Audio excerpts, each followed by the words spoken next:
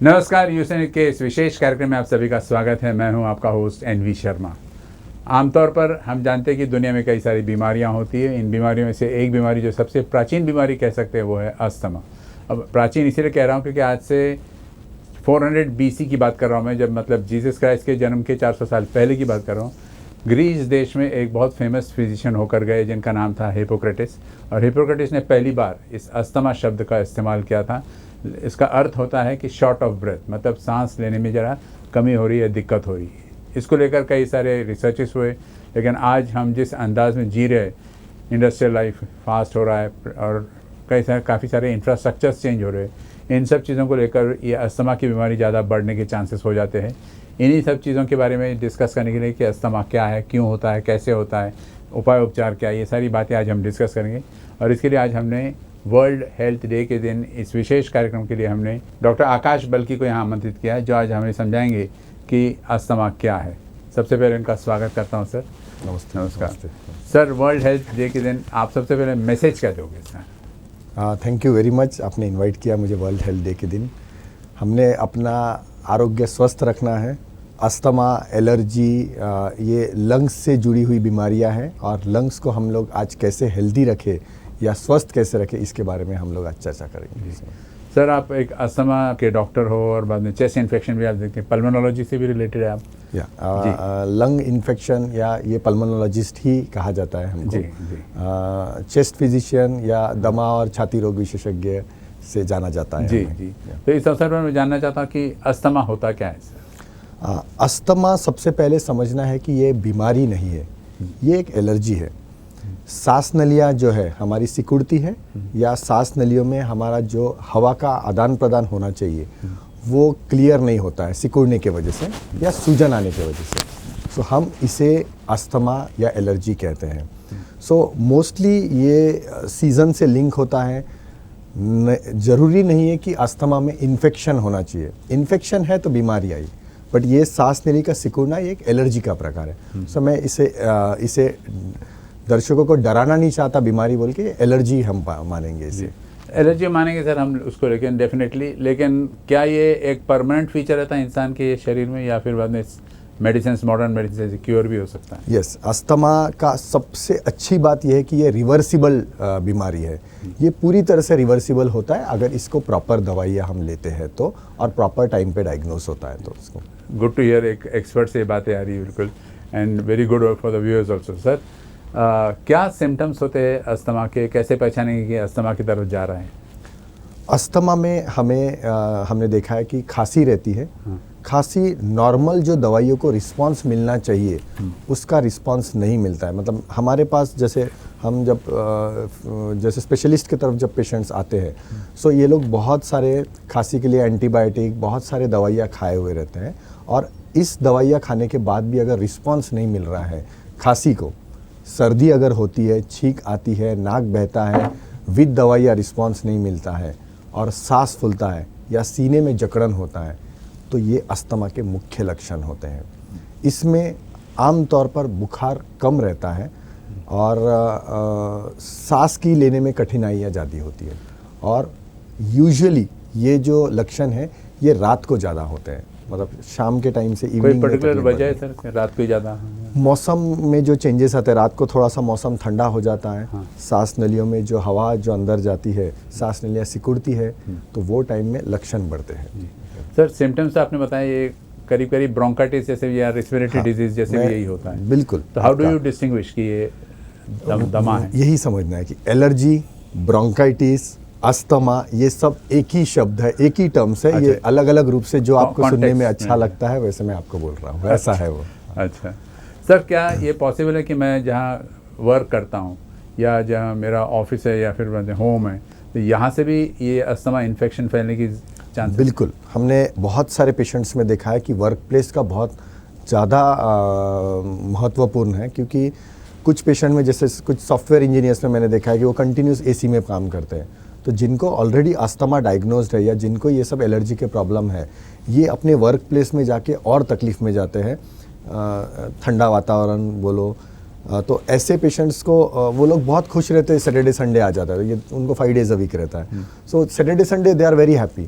सो बाद में हमको समझता है, जब हिस्ट्री लेते हैं, जब उनको पूरी पूछते हैं कि आपको कब कैसे सिम्टम्स रहते हैं, बाद में समझता है कि नहीं, उनके वर्क प्लेस में उनको तकलीफ होता है। ये एक पार्ट हो गया। दूसरा WCL वर्कर्स समझ लीजिए, या कोल माइंस में जो काम करते हैं, सीमेंट इंडस्ट्रीज में जो काम करते हैं, इनको पर्टिकुलर वातावरण में ही जाके खांसी या सांस फूलती है, तो ये ऑक्यूपेशनल अस्थमा बोलते हैं हम लोग। तो वर्क प्लेस बहुत महत्वपूर्ण रहता है इसमें पहचानना, और उससे दूर रहने की हमको सलाह देना पड़ता है। ये तो हो गया वर्क प्लेस की बात कही है, कभी कभी घरों की बात करिए, लेकिन पोल्यूशन होता है, उसका क्या असर पड़ता है? अभी मैंने देखा कि कुछ लोगों को पोलन ग्रेन से भी इन्फेक्शन एलर्जी होती है। हाँ, अभी एक्चुअली नागपुर में भी बहुत ज़्यादा पोलन है अपने एटमॉस्फेयर में, बिकॉज हमने नोट किया है कि कुछ पेशेंट्स नागपुर में या कुछ ऐसे पर्टिकुलर सिटीज़ है, जैसे बैंगलोर बहुत फेमस है इन सब चीज़ों के लिए, कि जिसमें तुम्हारे वातावरण में पोलन ज़्यादा होने की वजह से ये एलर्जन रहता है, और ये सांस नली में जाके सांस नली को सिकुड़ती है सांस नली, और सूजन आने की वजह से लक्षण बढ़ते हैं। सो वातावरण हमारे लिए बहुत इम्पॉर्टेंट रहेगा, वर्क प्लेस बहुत है। दूसरा, घर में पालतू जानवर, हमने नोट किया है कि जैसे बिल्ली हो गया, कुत्ते हो गए, या तुम्हारे तोते, हाँ तोते, यानी ये जो इसमें जो फेदर्स है, फर जो रहते हैं, फर वाले जो जानवर रहते हैं, इसमें विशिष्ट एलर्जन रहते हैं, जो हमारे सांस नलियों में जाके एलर्जी पैदा कर सकते हैं। मतलब फर में सेटल हो जाते हैं और बाद में हम जैसे छेड़ते हैं। कुछ स्पेसिफिक माइट्स रहते हैं, डर्मेटोफाइट्स नाम के माइट्स रहते हैं, जो ये तकलीफ बढ़ाते हैं। सो अभी हमारे पास एक रिसेंट केस थी कि उन्होंने बहुत ट्रीटमेंट लिया। इनफैक्ट हम भी बहुत थे कि खांसी क्यों नहीं रुक रही, बच्चे को बार बार इतना अटैक्स क्यों आ रहे हैं, एंड बाद में बहुत दिनों बाद बोलते बोलते उन्होंने कहा कि नहीं, ये घर पे आता है तभी इसको ऐसा होता है, स्कूल में बहुत अच्छा रहता है। अच्छा, तब हमको डाउट आया कि नहीं, घर पे एलर्जी है। फिर क्या एलर्जी है? बहुत पूछने के बाद बताया कि तोता है हमारे घर पे। इमोशनली अटैच रहते, 3-4 साल से रहते हैं इनके हाथ में, बहुत इमोशनली अटैच, समझाना पड़ा बहुत। जैसे हमने वो तोता वहाँ से निकाला उनके घर से, एक 7-8 दिन में उसका खांसी बैठ गया। तब तक वो सारे, हाँ, बहुत अच्छा रिस्पॉन्स है, और तब तक वो इतनी दवाइयाँ खाए हैं उन्होंने। सो ये क्लासिक एग्जाम्पल है कि बर्ड्स या जो पालतू जानवर हैं, ये भी एलर्जन हमारे लिए रह सकते हैं।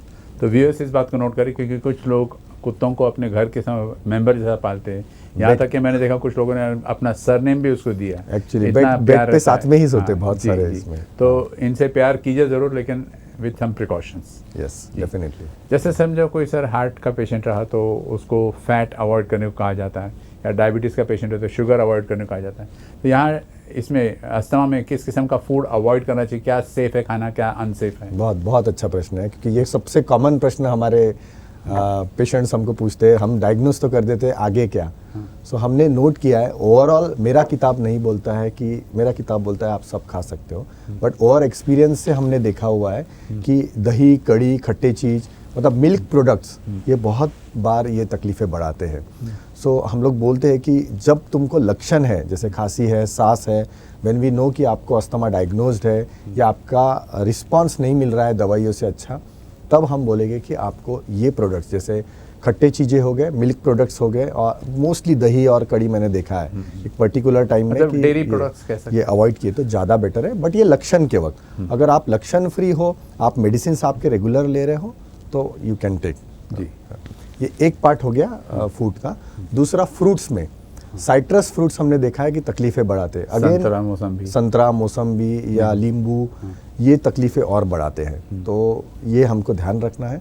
तीसरा, जंक फूड्स में जैसे चाइनीज़ में कुछ स्पेशल सॉसेस जो यूज़ होते हैं, ये एलर्जन रह सकते हैं अस्थमेटिक पेशेंट्स। मसाला टाइप के जो फूड्स, हाँ, कोई भी जो, क्योंकि प्रिजर्वेटिव्स आ जाते हैं उसमें, प्रिजर्वेटिव्स एलर्जन करके एक्ट करता है और ये सांस नलियों को सिकुड़वाते हैं, तो इसमें लक्षण बढ़ सकते हैं। सो ऐसे फूड स्टफ को हमने अवॉइड करना। मतलब जनरली अस्थमा पेशेंट ने देखना चाहिए खट्टे प्रोडक्ट्स ना खाए, खट्टे प्रोडक्ट से बचने की कोशिश कीजिए। नॉर्मली आप ले सकते हो, अगर आप नॉर्मल, जैसे अभी समर है, सब कुछ अच्छा है, आप सिम्टम फ्री हो, आपको कोई लक्षण नहीं है, ये टाइम में आप इट्स ओके। बट जब आपको लगता है कि आपको लक्षण है और हमको पता है कि ये फूड एलर्जी, हमने ऑलरेडी मैक्सिमम पेशेंट्स में हमने देखा है कि फूड एलर्जी रहती है, उनको खुद को पता रहता है कि मैंने ये खाने से तकलीफ होती है, सो हम लोग बोलते हैं उसको अवॉइड करो। और एक चीज़ बताना चाहूँगा कि नट्स, जैसे शेंगदाने हो गए, बादाम हो गया, इसकी भी एलर्जी बहुत कॉमन है। तो ये रेगुलर हमने पेशेंट्स में देखा हुआ। सो बहुत बार एलर्जी टेस्ट आती है, या बहुत बार पेशेंट खुद ही बोलता है कि नहीं मुझे ये चीज़ खाने से तकलीफ होती Avoid है। करो। हाँ, सो हमारा जैसे पेशेंट को पता है कि हमको इससे तकलीफ होता है, तो एक टिक मार्क करके रखो कि मुझे ये चीज़ें जमती है, ये चीज़ें नहीं जमती है। सो एक्स्ट्रा प्रिकॉशन लेना कभी भी अच्छा है। जी सर, अभी फ़िलहाल जैसे समर स्टार्ट हुआ है, ये तो ठीक है, ह्यूमिडिटी कम रहती है, लेकिन मानसून में ह्यूमिडिटी ज़्यादा रहती है, विंटर में ठंडी ज़्यादा रहती है, तो क्या ऐसे सीजन में कोई स्पेशल प्रिकॉशन लेने की ज़रूरत पड़ती है? हाँ, अस्थमा जैसे ये सीजनल बीमारी है, मैं फिर से बोल रहा हूँ, माफ़ी चाहता हूँ, बीमारी नहीं, एलर्जी।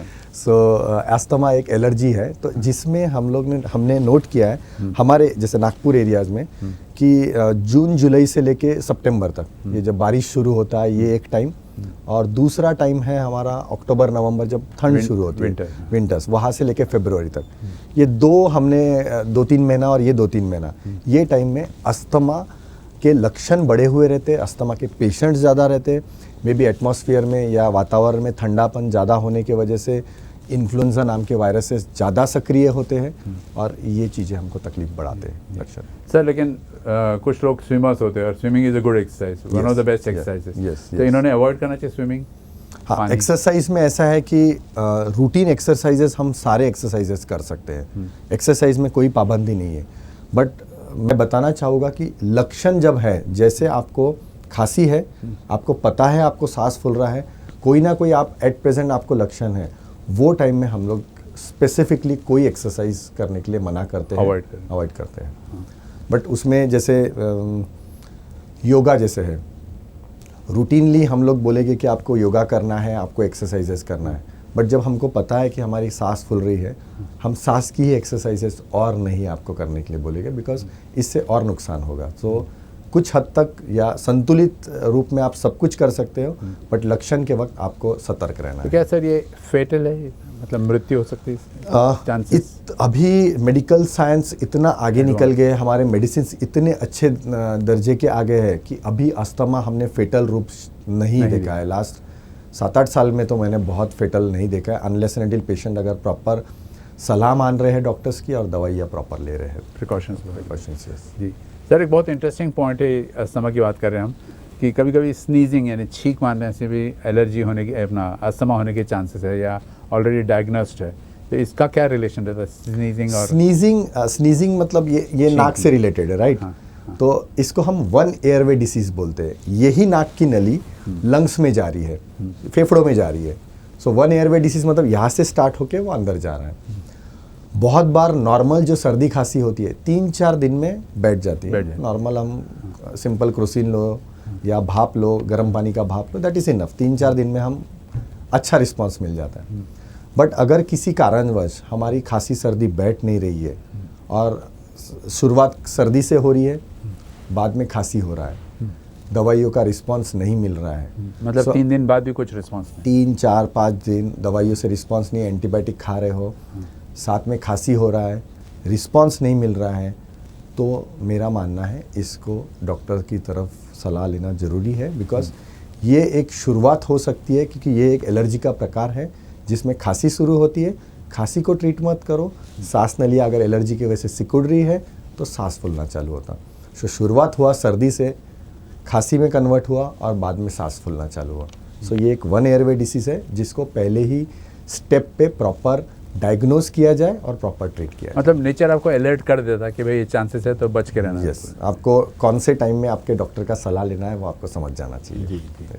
एक इंटरेस्टिंग पॉइंट ये भी है सर, हो सकता है साइकोलॉजिकल इम्पैक्ट भी हो, कि जब ज़्यादा परेशान रहता हूँ, ज़्यादा चिंतित रहता हूँ या डिप्रेशन में चला जाता हूँ, तब भी अस्थमा होने के चांसेस। तो इन दोनों का क्या संबंध है मेडिकल? यस, ये बहुत अच्छा पॉइंट है, बिकॉज हमने हमारे प्रैक्टिस में नोट किया हुआ है कि कोई भी एंजाइटी, ज़्यादा खुश है या ज़्यादा नाराज़ है, रोना है, बहुत सारी चीज़ें हैं छोटी छोटी, ये जो हार्मोनल जो बैलेंस डिस्टर्ब होता है, इसमें अस्थमा के अटैक बढ़ते हैं। ये हमने हमारे प्रैक्टिस में नोट किया है।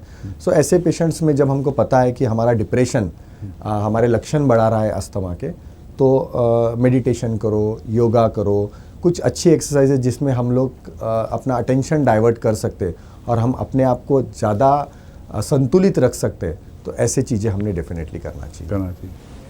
बहुत बढ़िया कहा आपने सर। लेकिन ये बात ये है कि एक्सरसाइजेस आपने प्रिकॉशन दिया कि संभाल के करें, तो अदर्स नॉर्मल रूटीन में एक्सरसाइजेस कर सकता है? आप सारे एक्सरसाइजेस कर सकते हैं। बहुत सारे क्रिकेट प्लेयर्स हैं, बहुत सारे फिल्म एक्टर्स हैं जिनको अस्थमा हमने लेते हुए मेडिसिन इनहेलर्स लेते हुए देखा हुआ है। 3-4 घंटे सिर्फ सोते हैं वो, काम 18-18 घंटे करते हैं। क्रिकेटर्स पूरे फुल एक्टिविटीज़ करते हैं अपने, अस्थमा होने के बावजूद इनको कोई तकलीफ नहीं आती। सर आमतौर पर ये देखा गया कि कोई अस्थमा पेशेंट और जब डॉक्टर के पास जाते हैं तो डॉक्टर्स उसको एडवाइस करते हैं कि तुम इनहेलर लो, लेकिन क्या इनहेलर से पहले टैबलेट्स का ये शॉट्स का ये सब दे के उसको ठीक किया जा सकता है? इनहेलर से ही क्यों स्टार्ट करते हैं ट्रीटमेंट? हाँ, ये मतलब जैसे हम लोग ने अस्थमा डायग्नोस किया और ऐसे हमने इनहेलर्स के बारे में लिया तो बहुत एंजाइटी बढ़ जाती है, बहुत आतुर हो जाते हैं माता पिता कि क्यों हमारे बच्चों को आप ये स्टार्ट कर रहे हो। तो वो समझना बहुत ज़रूरी है कि इनहेलर्स और टैबलेट में फ़र्क समझना बहुत ज़रूरी है। हम जो टैबलेट लेते हैं वो मिलीग्राम या mg में रहती है, राइट, और इनहेलर्स जो लेते हैं वो माइक्रोग्राम में रहते हैं। सो मिलीग्राम हमेशा ज़्यादा रहेगा माइक्रोग्राम से। और इनहेलर्स का जो रूट है वो मुंह से लेके डायरेक्ट हमारे फेफड़ों में जा रहा है, मतलब हमारे सांस नलियों में जा रहा है। टैबलेट जा रही है हमारे पेट में, अदर वे राउंड, पेट से हमारे ब्लड में जा रही है। एक कुछ परसेंटेज लंग्स में जा रही है जहां हमको टारगेट करना है। सो अब लेकिन जितनी मात्रा में जाना चाहिए वो नहीं जा रहा है, कम जा रहा है, और हम वहाँ तक पहुँचने के लिए हम मिलीग्राम की दवाइयाँ ले रहे हैं, जबकि माइक्रोग्राम में हमारा काम हो सकता है। कम मात्रा में डायरेक्ट लंग्स को हम दवाइयाँ दे सकते हैं। सो ये कितना सेफ है। बट अब कुछ हमने देखा है, अब एक रेशियो देखा हुआ है, एक अस्तालिन का जो 2 रुपये का टैबलेट रहता है इज इक्वल टू वो जो इनहेलर लेते हैं 40 puff. 1 tablet is equal to 40 puff. So आप इसका रेशियो निकालिए, आपको तो एक टैबलेट बहुत अच्छी लग रही है बट आप 40 बार वो ले रहे हैं। मैं तो आपको एक ही बार लेने के लिए या 2 ही बार लेने के लिए बोल रहा हूँ। सो ये डिफरेंस समझना बहुत ज़रूरी है। क्या होगा सर, एक्सेस अगर इनहेल किया तो कुछ साइड इफेक्ट्स होते हैं? एक्सेस इनहेल्स की जरूरत ही नहीं पड़ती, बिकॉज अभी जैसे आपने कहा एक टैबलेट इक्वल टू 40 पफ्स, वो पफ्स जो है वो ज़्यादा होने से कुछ डेंजर है?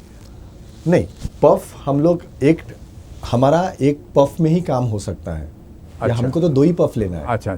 हाँ। तो हम टैबलेट दे ही क्यों? क्योंकि वो तो 40 पफ के बराबर है। हाँ। तो हमारा तो एक ही पफ से काम हो सकता है। सो इसलिए अभी एडवांस दवाइयाँ इतनी आई है कि अभी जो एक्शन जो है दवाइयों का वो 12 घंटे का होता है। अच्छा। तो इसमें हम लोग दवाइयों पे डिस्कस करेंगे कि हमारे पास कौन सी अच्छी दवाइयाँ अवेलेबल है अस्थमा के लिए। बट उसके पहले हम ये अस्थमा को डायग्नोस कैसा करें। हाँ। क्योंकि हमारे पास लक्षण लेके पेशेंट आया, बट हम ऐसे पेशेंट्स में जनरली हम पहले टीबी बहुत कॉमन है अपने भारत देश में, तो सबसे पहले हम टीबी रूल आउट करना है। तो हम पहले आपका एक्सरे करना बहुत ज़रूरी समझते हैं। एक्सरे करके टीबी रूल आउट करो। वंस एक्सरे में हमको क्लियर दिख रहा है पेशेंट को बुखार नहीं है, पेशेंट को सिर्फ अस्थमा या एलर्जी के लक्षण है, खांसी या सांस, तो यू श्योर कि लाइन ऑफ ट्रीटमेंट तो हम लोग एक्सरे निकाल लीजिए।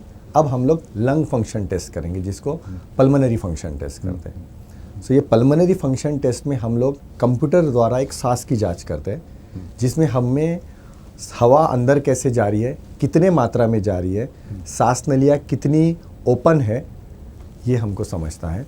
और इसमें कौन सी दवाइयाँ काम करेगी ये हमको एक पूर्वानुमान आ जाता है। सो हम लोग लंग फंक्शन, ये गोल्ड स्टैंडर्ड टेस्ट रहती है अस्थमा के लिए, पहले वो हम लोग करेंगे, अस्थमा क्लियर डायग्नोस करेंगे और फिर हम ट्रीटमेंट पे जंप करेंगे। मतलब सिस्टमेटिकली आप प्रोसीड करते हैं। यस, और इसमें भी हमने नोट किया है कि लंग फंक्शंस जनरली 7-8 साल के बच्चों से लेके एक 80-90 साल के बुजुर्ग तक हम कर सकते हैं। अच्छा।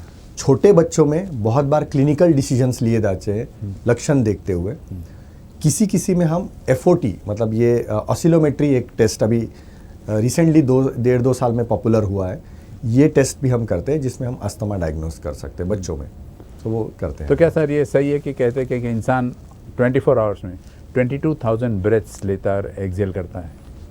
बिल्कुल बराबर है ये जी।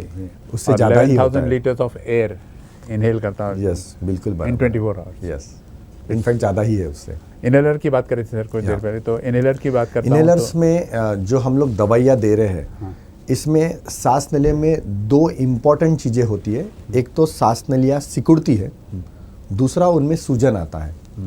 सो जो इनहेलर्स है इसमें 2 प्रकार की दवाइयाँ रहती है, एक सांस नलियाँ खोलने की और सूजन कम करने की, राहत कारक और थोड़ा प्रतिरोधक जो बोलते हैं। हाँ। तो दोनों दवाइयाँ मिक्स होती है इसमें, जो 12 घंटे के आसपास इसका असर होता है।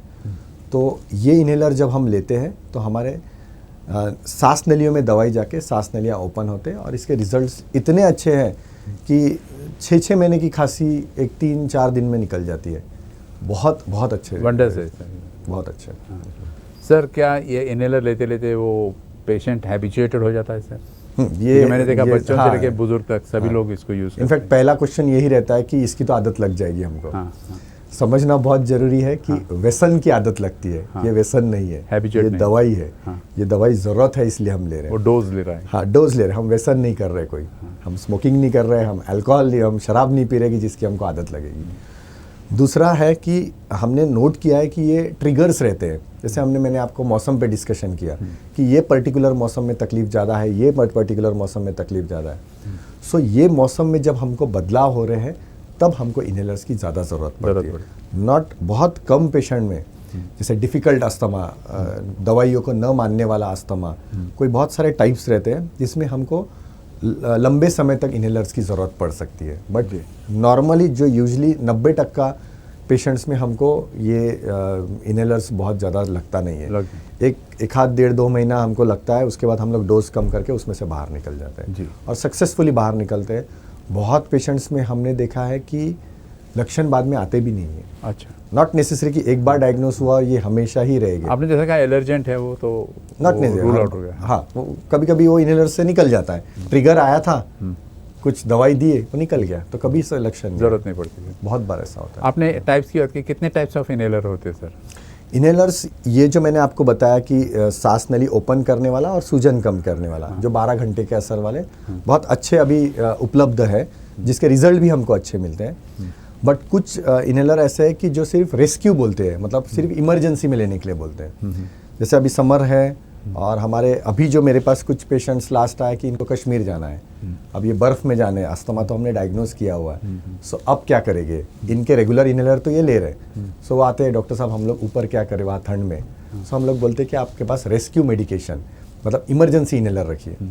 ये सिर्फ सांस नली खोलता है, बट ये क्या होता है कि आप जब तकलीफ में हो, आपने आपका रेगुलर दवाई लिया, रेगुलर दवाई लेने के बाद भी अगर आपको लक्षण है तो वो इमरजेंसी इनहेलर हम यूज़ करें।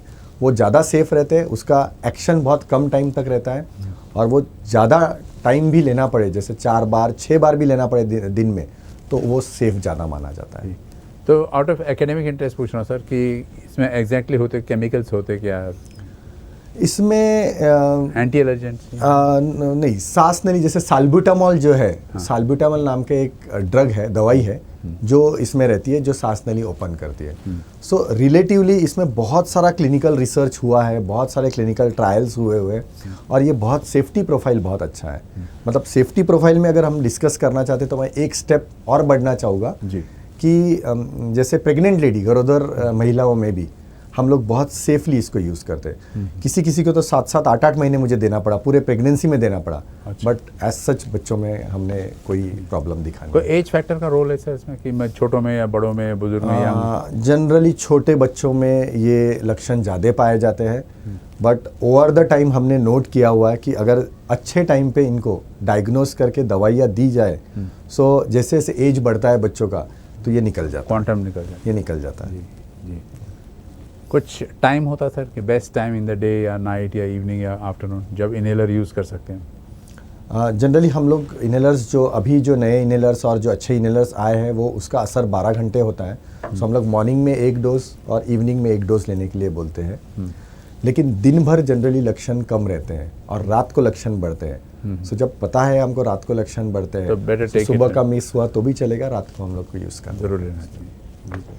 कुछ शॉट्स आते हैं सर अस्थमा को कंट्रोल करने के लिए? अस्थमा के लिए ये तो एक ट्रीटमेंट पार्ट हो गया, बट होने ही मत दो, बचाव करो। सो बचाव के लिए सबसे अच्छा सबसे अच्छा वैक्सीनेशन है फ्लू वैक्सीन, फ्लू शॉट जो बोलते हैं।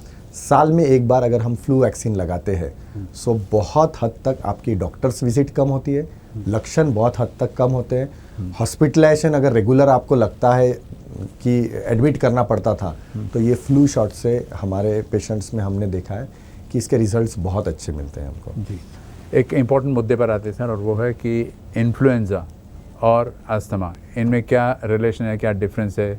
How do you relate these two things? Yes, influenza, इसलिए हम लोग फ्लू शॉट जो बोल रहे हैं, ये इन्फ्लुएंजा वायरसेस के अगेंस्ट है। अच्छा। सो क्या होता है, जब भी मौसम में बदलाव होता है, ठंडापन जैसा ज़्यादा है, इन्फ्लुएंजा वायरसेस बढ़ते हैं, और ये वायरसेस हमारे सांस नली में जाके एलर्जी पैदा करते हैं, और जिनको ऑलरेडी अस्थमा है ये उनके लक्षण बढ़ाते हैं। अच्छा। सो फ्लू, इन्फ्लुएंजा यही अस्थमा बढ़ा रहे हैं। सो क्यों ना फ्लू को ही रोका जाए, क्यों ना एलर्जी को रोका जाए, क्यों ना इन्फ्लुएंजा वायरसेस को रोका जाए, और उसके लिए बेस्ट है कि हम लोग वैक्सीनेशन करा दो। और आपने जैसे कहा prevention is better than cure. Better है, और हमारे एक्सपीरियंस में हमने नोट किया है कि बहुत वंडरफुल रिजल्ट्स हैं। मतलब पेशेंट्स आर, लास्ट ईयर मैंने देखा है कि जितनों को मैंने वैक्सीन लगाया, इस बार के उनके विजिट्स डेफिनेटली ओपीडी विजिट्स भी कम रही है। अच्छा। और वो पेशेंट्स खुद बोल रहे हैं, फीलिंग नॉर्मल। यस, पेशेंट खुद बोलते हैं कि हमको इस साल आपकी ज़रूरत कम पड़ी। तो ये बहुत अच्छा चीज़ है जो एक्सपीरियंस हम कर रहे हैं। बात करते हैं प्रेग्नेंट वुमेन की। आपने कुछ देर पहले इसको छेड़ा है टॉपिक को, कि क्या प्रेग्नेंट वुमेन में ये जनरली पाया जाता है या फिर एक टेम्परेरी फेस रहता है? प्रेग्नेंट वुमेन में कहीं ना कहीं हमने देखा है कि अगर उनको अस्थमा है तो मतलब तकलीफ़ें बढ़ सकती है, अगर उनको ये कोई ट्रिगर से संपर्क आए तो। सो प्रेगनेंसी में हमारे दवाइयाँ रिस्ट्रिक्ट हो जाते हैं, बिकॉज हमारे बहुत पहले ट्राइमेस्टर, दूसरे ट्राइमेस्टर में क्या दवाइयाँ टैबलेट के रूप में हम लोग बहुत रिस्ट्रिक्शंस में आ जाते हैं। बट ऐसे पेशेंट्स में जब हम लोग इनहेलर्स यूज़ करते हैं तो ये बहुत सेफ माना जाता है। पर्टिकुलर पैसेज पे वहीं पर जा रहा है, तो बाकी कहीं तकलीफ दे नहीं रहा है, तो वो कम डोज में पेशेंट के लिए बहुत सेफ मानते हैं। तो क्या सर ये हेरिडिटी है? यस, अस्थमा अगर मदर फादर पेरेंट्स को, माता पिता को अगर अस्थमा है तो बच्चों में रहने के चांसेस बहुत ज़्यादा रहते हैं। आनुवंशिक है, आनुवंशिक जो है बोलते हैं हम, बट नॉट नेसेसरी कि उनको तुरंत आएगा या कभी भी डॉर्मेंट इन वन जनरेशन। हाँ, एक जनरेशन में नहीं आएगा, सेकंड जनरेशन में आएगा, एक जनरेशन में हो सकता है बचपन में कुछ नहीं हो, थोड़े एडल्ट जैसे थोड़ा 18-20 साल के वो टाइम में आए, ये कभी भी रह सकता है। ट्रिगर बैठ रहता है कोई ना कोई, जिसके वजह से ये सब तकलीफें या लक्षण आ सकते हैं, बट हेरिडिटरी दिखा है हमने। Coming back to this pregnant women sir, lactation period रहता है उनका, तो उससे बच्चों के ऊपर कोई स्तनपान के टाइम पे अगेन लैक्टेशन में भी ये बहुत सेफ, क्योंकि हम टारगेट पे दवाइयाँ डाल रहे हैं, तो जनरली बच्चों के या लैक्टेटिंग मदर्स में हम लोग उसको सेफ मानते हैं, और वो बच्चों पे भी एज सच कोई असर नहीं दिखता है उसका। सर आपने बिल्कुल सिंपल लेकिन बहुत ही बढ़िया तरीके से समझा है पूरा अस्थमा क्या, और उसे डरने की क्यों ज़रूरत नहीं, और क्या क्या इसके रिपरकशंस होते हैं। तो एक जाते थे एक सुंदर मैसेज चाहिए हमसे आप। अस्थमा सबसे पहले बीमारी मत पकड़िए, ये एक एलर्जी है। लक्षण को जल्दी से आपको पहचानना है। नॉर्मल दवाइयों से अगर आपको लगता है कि आपका अस्थमा या लक्षण आपके कंट्रोल नहीं हो रहे, तुरंत आपको अपने डॉक्टर से संपर्क करना चाहिए, और अपने फ्लू शॉट, अगर अस्थमा डायग्नोस होता है तो साल में आपके फ्लू या वैक्सीन, अस्थमा की या फ्लू की जो वैक्सीन है वो रेगुलरली आपने लेना चाहिए। Thank you so much sir, pleasure talking to you. Thank you very much.